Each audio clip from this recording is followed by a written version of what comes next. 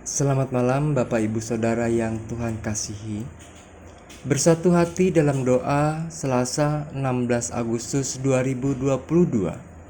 Saya beri judul, Jangan coba-coba. Murka Tuhan itu sungguh mengerikan. Sebelumnya mari kita bersatu di dalam doa. Tuhan, bukalah hati dan pikiran kami untuk merenungkan firman-Mu sebelum kami tidur dan terlelap malam ini. Amin. Bacaan Alkitab kita diambil dari Yesaya 5 ayatnya yang ke-24 sampai ayatnya yang ke-30.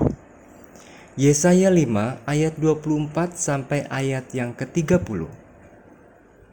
Sebab itu, seperti lidah api memakan jerami, dan seperti rumput kering habis lenyap dalam nyala api, demikian akar-akar mereka akan menjadi busuk, dan kuntumnya akan berterbangan seperti abu.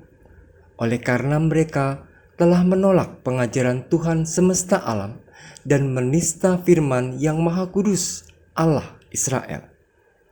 Sebab itu, bangkitlah murka Tuhan terhadap umat-Nya, diacungkannya tangannya terhadap mereka dan dipukulnya mereka.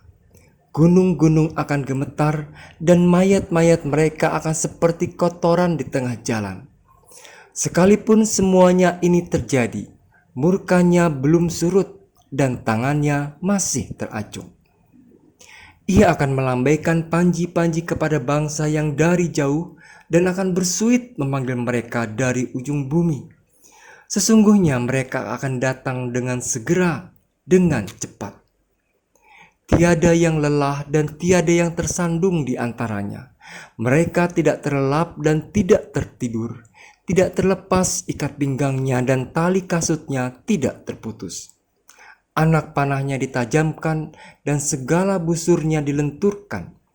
Kuku kudanya keras seperti batu api dan roda keretanya seperti puting beliung. Aumnya seperti singa betina, mereka mengaum seperti singa muda. Mereka meraung dan menangkap mangsanya, membawanya lari dan tidak ada yang melepaskan. Pada hari itu, mereka akan diliputi oleh suara seperti suara laut menderu. Jika orang memandang ke bumi, sesungguhnya ada gelap yang menyesakkan dan terang menjadi gelap oleh awan-awan. Demikianlah firman Tuhan. Saudara-saudara yang Tuhan kasihi, siapakah dari antara kita yang tidak pernah marah? Dan siapakah dari antara kita yang tidak pernah sekalipun dimarahi? Marah adalah emosi yang ditandai oleh pertentangan terhadap seseorang atau perasaan setelah diperlakukan tidak benar. Kemarahan membantu kita memahami bahwa kita merasa dirugikan atau memberi dorongan untuk bertindak atau memperbaiki keadaan. Jadi bisa dikatakan marah adalah sesuatu yang sangat wajar. Saat kita marah ataupun saat kita dimarahi, tentu ada sebabnya. Apalagi jika penyebabnya itu sungguh amat keterlaluan, kita pasti akan sangat marah sejadi-jadinya alias marah besar. Lalu pertanyaannya, apakah hanya kita, manusia, yang bisa marah? Ternyata tidak. Hewan juga bisa marah. Lalu, apakah Tuhan yang kita kenal sebagai Allah yang baik, panjang sabar, dan berlimpah dengan kasih setia itu bisa marah? Rupanya bukan hanya kita yang berhak marah. Tuhan pun punya hak untuk marah. Bacaan kita malam ini menceritakan tentang kemarahan Tuhan yang amat sangat kepada bangsa yang Ia kasihi. Tuhan murka terhadap bangsa yang Ia pilih. Ayat 24 menuliskan, sebab itu seperti lidah api memakan jerami dan seperti rumput kering habis lenyap dalam nyala api, demikian akar-akar mereka akan menjadi busuk dan kuntumnya akan berterbangan seperti abu. Oleh karena mereka telah menolak pengajaran Tuhan semesta alam dan menista firman yang Maha Kudus, Allah Israel.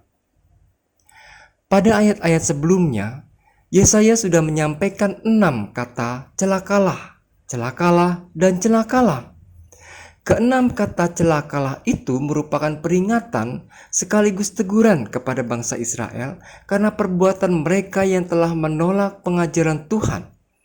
Karena itu Tuhan murka, diacungkannya tangannya, yakni kuasanya yang mengerjakan mukjizat akan melawan mereka, bukan melawan musuh-musuh mereka.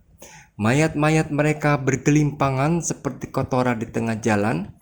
Yang menjadi alat pembalasan ini adalah para penyerang dari negeri jauh, yaitu Asyur dan Babel, bukan dari Syria atau negeri-negeri sekitar. Dan serangan mereka pasti terjadi secara tiba-tiba serta luar biasa.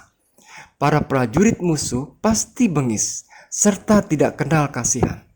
Dan bala tentara mereka pasti menggulung Palestina seperti gelombang pasang. Hal ini digenapi melalui Nebukadnezar sesudah dia memenangkan perang di Karkemis tahun 605 sesudah Masehi. Tuhan menyerahkan bangsa Israel ke dalam tangan para musuhnya. Hidup mereka menjadi sengsara dan menderita. Itulah akibat yang ditimbulkan karena mengabaikan dan menolak pengajaran Tuhan. Jika kita meniru bangsa Israel yang menolak pengajaran Tuhan, maka kita juga akan dimarahi olehnya. Namun, kemarahan Tuhan itu bukan menunjukkan bahwa Tuhan itu kejam. Ia ingin menyatakan bahwa semua tindakannya itu adalah di bawah kedaulatannya. Kemarahan Tuhan justru ingin menunjukkan betapa ia sangat mengasihi umatnya. Ia ingin agar umatnya menjadi umat yang menurut dan taat pada pengajarannya. Apakah kita akan menjadi orang-orang yang menerima dan menuruti pengajarannya atau sebaliknya? Apakah semua pengajaran Tuhan itu kita taati atau hanya sebagai kedok untuk menutupi kebobrokan kita? Kitalah yang bisa menjawabnya. Amin. Mari kita berdoa.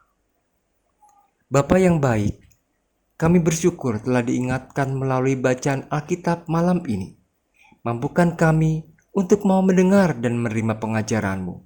Bahkan kami mau menaati dan melakukannya dalam kehidupan kami. Dalam kasih-Mu, Ia akan terus melingkupi kami sepanjang tidur kami malam ini. Amin.